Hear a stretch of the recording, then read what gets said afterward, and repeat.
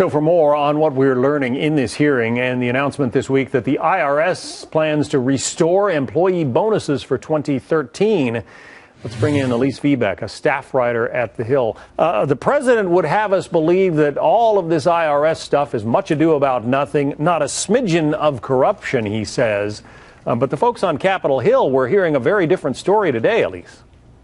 That's true, they were, and I think President Obama's handlers are probably kicking themselves for what he said. Smidgen of corruption was certainly a poor choice of words, given the ongoing investigation at DOJ, along with several out of Capitol Hill. So I think that this is an increasing headache for the administration. Many people thought that the story was over, that Republicans were going to drop the issue, but it's a very good one for them. It energizes their base, and so I think we're going to see a lot more activity come out of Capitol Hill this week and in the coming months. Yeah, I mean, we heard testimony this morning from, again, ordinary Americans who just wanted to exercise their rights to free speech, their right to assemble, and they said they were squelched by one of the most powerful agencies of government. That's exactly right. And you can hear the fear almost in their voices. And I think that that tends to poison the well between Republicans and President Obama.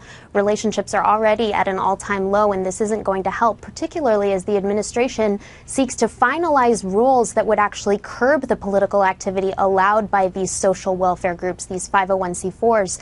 This has been a major priority for the administration. And right now, we saw this morning that congressional Republicans and their leaders are saying that the administration should not finalize these rules because they contend it would continue the targeting by the IRS and codify it in a way. Up until about 2010, those 501c4 organizations, when they put an application, they typically heard back from the IRS in 3 months or less. Now, all of a sudden, the IRS doesn't seem to be able to process at least those that belong to conservative groups. That's exactly right. There are lots of anecdotes about longer wait times and about these questions that seem to go beyond the scope of what a normal IRS investigation of these groups would be in order to assess whether they deserve the tax benefit.